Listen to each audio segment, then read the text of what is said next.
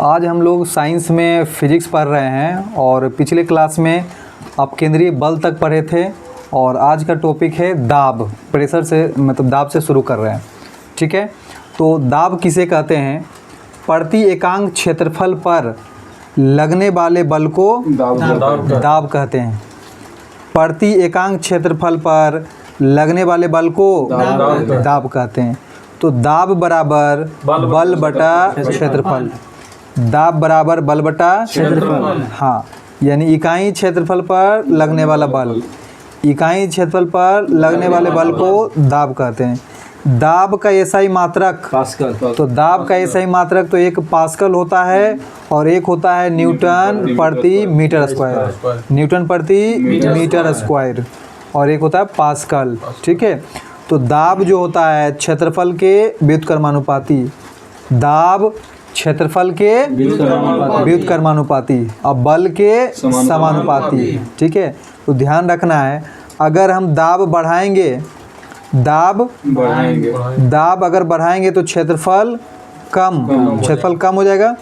अगर हम क्षेत्रफल को बढ़ाते हैं तो वहाँ पे दाब कम लगेगा। क्षेत्रफल को बढ़ाएंगे तो दाब कम लगेगा, ठीक है। तो याद रखना है दाब क्षेत्रफल के व्युत्क्रमानुपाती। जैसे हम लोग एक कांटी को दीवार में कील ठोकते हैं कांटी को, तो कांटी का क्षेत्रफल क्या होता है? कम। कांटी का क्षेत्र जो होता है, एरिया मुहाना कम होता है, तो दाब उसमें ऑटोमेटिक ज़्यादा लगता है और अंदर चला जाता है। और वही आप क्या कीजिए, एक छड़ को ले लीजिए और तब दीवार में ठोकिए तो उसका क्षेत्रफल क्या हो गया? ज़्यादा हो गया। अब दाब जाएगा उसमें, दाब कम लगेगा, इसलिए वो फिर दीवार में नहीं ठुकाता। तो याद रखिएगा दाब क्षेत्रफल के व्युत्क्रमानुपाती होते हैं। अब देखिए वायुमंडलीय दाब किसको कहते हैं, ये ध्यान रखना है। वायुमंडलीय दाब, तो वायु के द्वारा लगने वाला दाब को वायुमंडलीय दाब कहते हैं। वायुमंडलीय दाब जो होता है, वायु के द्वारा लगने वाले दाब को वायुमंडलीय दाब कहते हैं। सबसे अधिक वायुमंडलीय दाब कहाँ पर होता है? तो समुद्र के सतह पर। समुद्र के सतह पे होता है। सबसे अधिक वायुमंडलीय दाब समुद्र के सतह पर होता है, ठीक है। समुद्र के सतह पर, हाँ। और कितना होता है?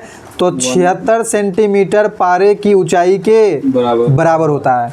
समुद्र के सतह पर, ये याद रखिएगा, बहुत इंपॉर्टेंट है। समुद्र के सतह पर जो दाब लगता है 76 सेंटीमीटर पारे की ऊंचाई के बराबर दाब लगता है। कितना? 76 सेंटीमीटर या फिर 760 मिलीमीटर। 760 मिलीमीटर पारे की ऊंचाई के बराबर दाब लगता है। कहाँ? तो समुद्र के सतह पर। वायुमंडलीय दाब का मात्रक बार। वायुमंडलीय दाब का मात्रक और केवल दाब बोले तो पास्कल। अब वायुमंडलीय दाब बार। वायुमंडलीय दाब का मात्रक बार।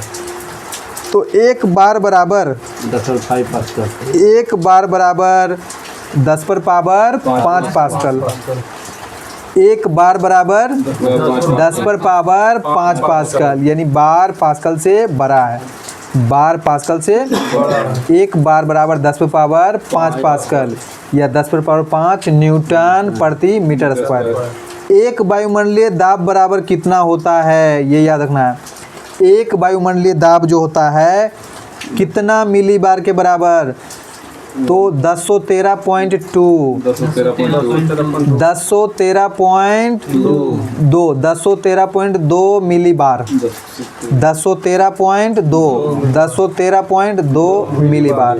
तो एक वायुमंडलीय दाब बराबर होता है 1013.2 मिली बार या फिर 1.0132 बार, ठीक है। मिली को हटाएंगे तो 1000 से भागा होगा ना, तो ये आ जाएगा 1.0132 बार। याद रखना है, अगर 1013.2 है तो मिली बार, ठीक है, और 1.0132 है तो वो बार में बोलना पड़ेगा। अब आगे आइए, वायुमंडलीय दाब को मापने वाला यंत्र मशीन कौन सा होता है? तो बैरोमीटर। वायुमंडलीय दाब को किससे मापा जाता है? बैरोमीटर से। बैरोमीटर के आविष्कार किसने किया था? तो ईट और सेली ने। हाँ, ईट और सेली ने।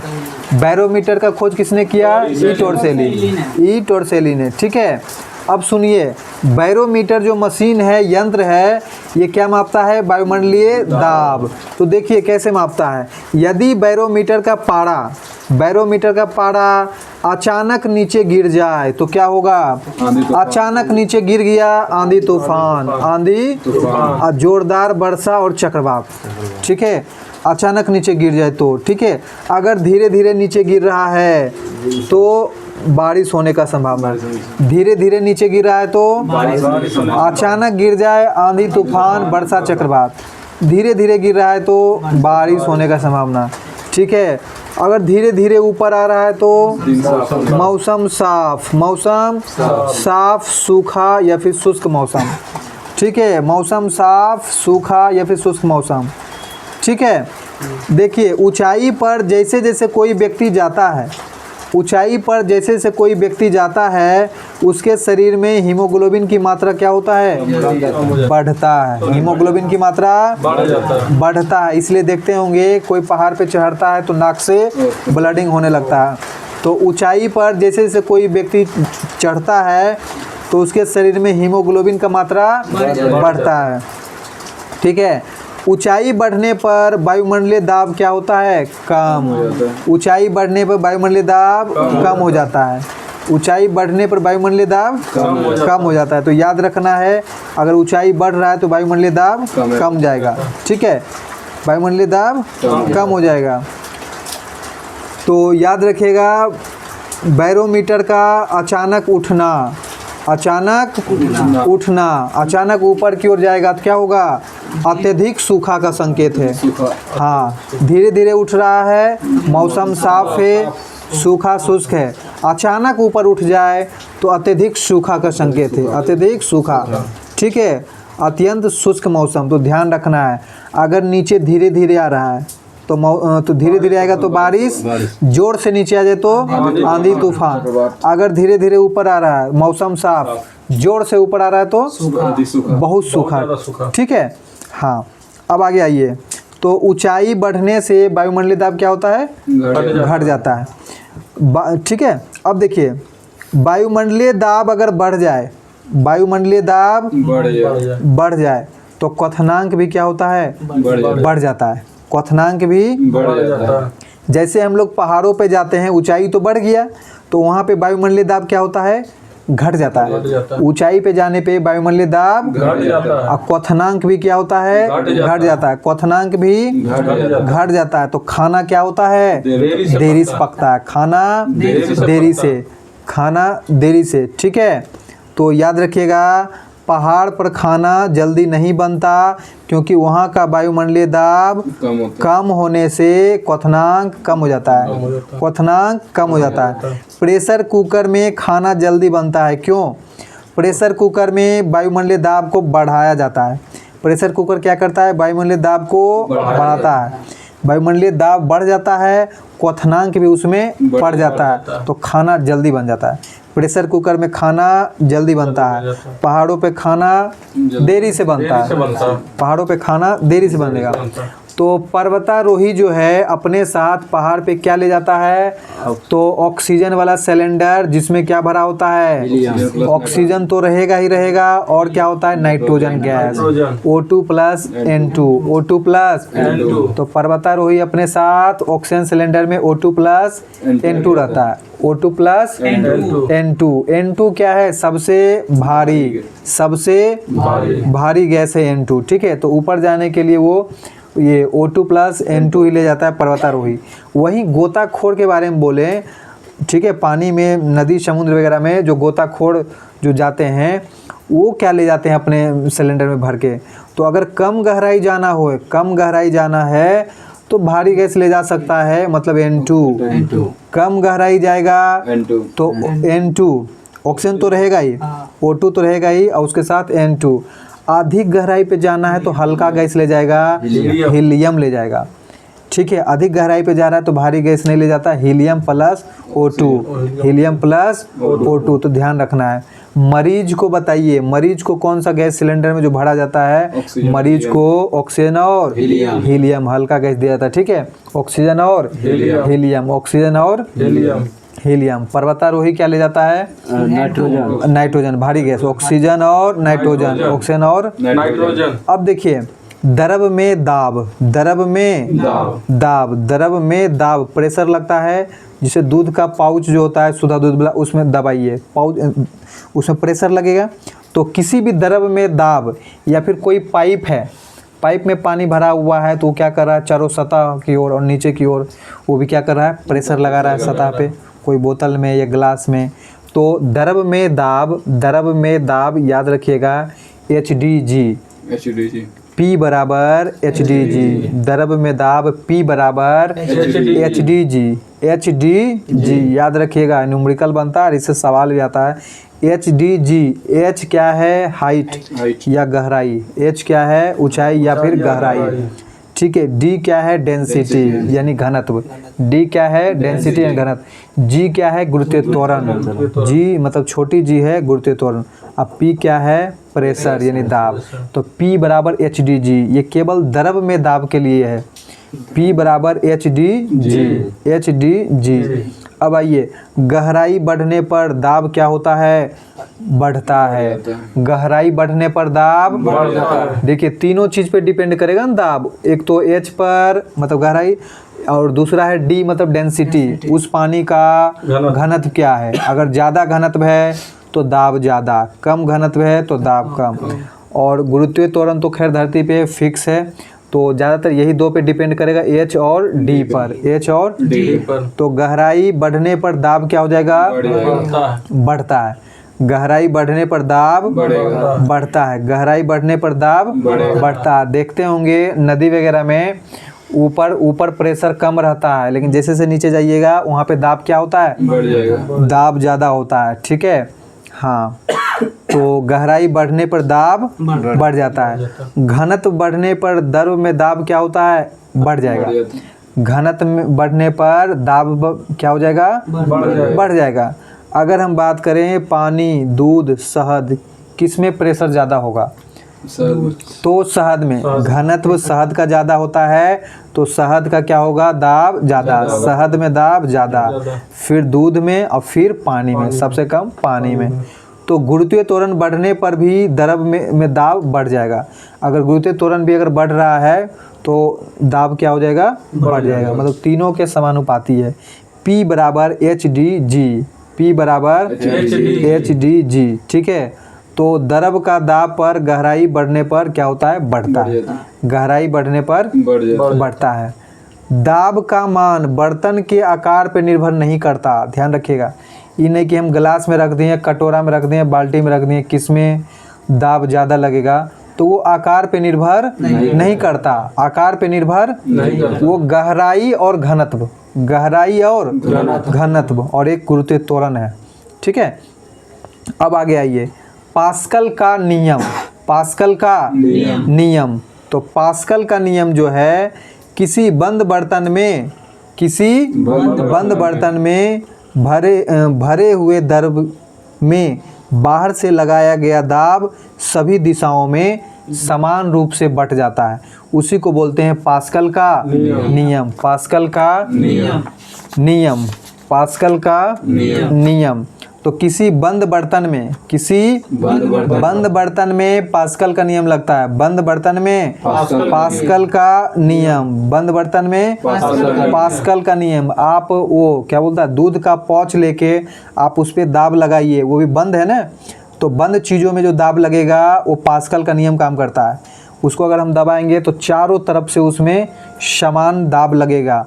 अगर उस दूध का जो पैकेट है उसमें अगर छेद कर दीजिएगा तो समान रूप से सभी छेद से दूध बाहर निकलेगा, तो वो भी किस नियम पे काम करता है, पास्कल के नियम। तो किसी बंद बर्तन में भरे हुए द्रव में बाहर से लगाया गया दाब सभी दिशाओं में समान रूप से बढ़ जाता है। इसी को बोलते हैं पास्कल का नियम। पास्कल का नियम बहुत पूछता है, पास्कल का सिद्धांत। तो पास्कल के सिद्धांत पे कार्य करने वाला यंत्र सुनिए कौन कौन है। Hydraulic press. हाइड्रोलिक प्रेस किस सिद्धांत पे काम करता है? पास्कल के सिद्धांत पे। हाइड्रोलिक प्रेस पास्कल के सिद्धांत। हाइड्रोलिक ब्रेक पास्कल के सिद्धांत पे। हाइड्रोलिक लिफ्ट पास्कल के सिद्धांत पे। ठीक है, ये तीनों पास्कल के सिद्धांत पे काम करता है।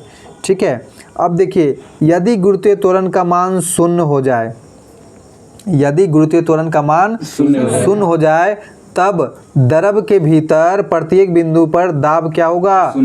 समान होता है। ठीक है, क्या होगा? समान होता है। यदि गुरुत्वीय त्वरण का मान शून्य हो जाए, तब द्रव के भीतर प्रत्येक बिंदु पर दाब समान। ये बंद बर्तन के लिए है। ठीक है, बंद बर्तन के लिए क्या है? बंद बर्तन। वो P बराबर HDG, वो तो खुले द्रव के लिए था ना, वो खुले द्रव के लिए। ये बंद बर्तन में जो कोई द्रव है उसके लिए बता रहे हैं, यदि गुरुत्वीय त्वरण का मान शून्य हो जाए। गुरुत्वीय त्वरण का मान शून्य, क्योंकि गुरुत्वीय त्वरण उसको एक तरफ खींचेगा ना, एक तरफ क्या करेगा? खींचेगा। तो यदि गुरुत्वीय त्वरण का मान शून्य हो जाए, गुरुत्वीय त्वरण का मान, हाँ, चारों तरफ से नी प्रभाव हो गया, कोई गुरुत्वीय त्वरण नहीं है, तो द्रव के भीतर प्रत्येक बिंदु पर दाब क्या होगा? समान होगा। प्रत्येक बिंदु पर दाब क्या होगा? समान। उसके बाद देखिए क्या है, आर्किमिडीज का सिद्धांत। क्या है? आर्किमिडीज का सिद्धांत। तो आर्किमिडीज का सिद्धांत क्या है सुनिए। किसी वस्तु को जब द्रव में आंशिक या पूर्णतः डुबाया जाता है, आंशिक या पूर्णतः डुबाया जाता है, तो उसके भार में आभासी कमी आता है। भार में आभासी कमी आता है, और यह कमी वस्तु के द्वारा विस्थापित जल के आयतन या भार के बराबर होता है। आयतन या भार के बराबर होता है। ठीक है, तो ध्यान रखना है, आर्किमिडीज का सिद्धांत आर्किमिडीज नामक वैज्ञानिक ही ने दिए हैं। और क्या कहें, एक बार फिर से सुन लीजिए कि किसी वस्तु को जब द्रव में आंशिक या पूर्णतः डुबाया जाए, तो उसके भार में आभासी कमी आता है, और यह कमी वस्तु के द्वारा विस्थापित जल के आयतन या भार के बराबर होता है। आयतन या भार के बराबर होता है। ठीक है, तो देखिएगा, नाव जो चलता है किस सिद्धांत पे? आर्किमिडीज के सिद्धांत पे। और जहाज, पानी वाला जहाज जो है, आर्किमिडीज के सिद्धांत पे काम करता है। अब पनडुब्बी भी आर्किमिडीज के सिद्धांत पे। ठीक है, सोने की शुद्धता का पता किसने लगाया था? सोने की शुद्धता का पता आर्किमिडीज ने। ठीक है, और आर्किमिडीज ने जब इस सिद्धांत का खोजा था, तो यूरेका यूरेका करके चिल्लाया था। यूरेका यूरेका यूरेका यूरेका का मतलब होता है खोज दिया, खोज दिया। तो यूरेका यूरेका करके कौन चिल्लाया था? आर्किमिडीज ने। ठीक है, किसने? आर्किमिडीज ने। सुनिए, जल में वस्तु पर ऊपर की ओर लगने वाले बल को उत्प्लावन बल या उत्क्षेप बल कहते हैं। जल में वस्तु पर ऊपर की ओर लगने वाले बल को उत्प्लावन बल या उत्क्षेप बल कहते हैं। ठीक है, अब देखिए कि कोई वस्तु कब किसी पानी में डूब जाएगा, या फिर बीच में रहेगा, या ऊपर तैरता रहेगा। तो मान लीजिए 400 न्यूटन भार का हम कोई वस्तु लिए हैं, 400 न्यूटन भार का वस्तु लिए हैं, और उसको नदी में हम डुबो दिए हैं, और उसके द्वारा अगर विस्थापित द्रव मान लीजिए 100 न्यूटन है। कितना हटा पाया पानी? 100 न्यूटन ही हटा पाया, तो वो क्या हो जाएगा? डूब जाएगा। 400 न्यूटन का भार का वस्तु है, 100 न्यूटन ही हटाया, 300 न्यूटन उसको दाब देगा, मतलब वो डूब जाएगा। क्या हो जाएगा? डूब जाएगा। ठीक है, ज़्यादा भार वाला वो डूब गया। अब देखिए, अगर 400 न्यूटन का भार का वस्तु है, 400 न्यूटन जल हटा दे, 400 न्यूटन का भार का वस्तु है, 400 न्यूटन द्रव हटा दे, तो क्या हो जाएगा? बीच में तैरते रहेगा। बीच में वो, हाँ, बीच में रहेगा। पानी का ना तो ऊपर सतह पे और ना तो उसके जमीन, बीच पे डूबा रहेगा। कहाँ रहेगा? बीच में। ठीक है, बीच में डूबा रहेगा। ठीक है, और अगर बात करें 400 न्यूटन का वस्तु है, 400 न्यूटन का वस्तु है, 500 न्यूटन पानी हटा दिया, 500 न्यूटन पानी हटा दिया तो क्या हो जाएगा, वस्तु ऊपर तैरेगा, सतह के ऊपर तैरेगा, सतह के ऊपर। तो याद रखना है, अगर 400 न्यूटन का भार का वस्तु है और 100 न्यूटन या 200 न्यूटन मतलब उससे कम भार हटाएगा, उससे कम भार हटाएगा तो क्या हो जाएगा, डूब जाएगा। क्या होगा, डूब जाएगा। अगर बराबर भार का हटावे, 400 न्यूटन भार का वस्तु है, 400 न्यूटन पानी हटा दे, बराबर हटा दे तो वो वस्तु बीच में तैरेगा। कहाँ तैरेगा, बीच में तैरेगा। और यदि अपने भार से ज़्यादा पानी हटा दे, भार से ज़्यादा हटा दे मतलब 400 न्यूटन 500 न्यूटन को हटा दिया तो इस स्थिति में ऊपर सतह पर तैरेगा। ठीक है, तो आज के लिए हम लोग इतना ही इस टॉपिक को रखते हैं। अगले टॉपिक में हम लोग घनत्व से स्टार्ट करेंगे।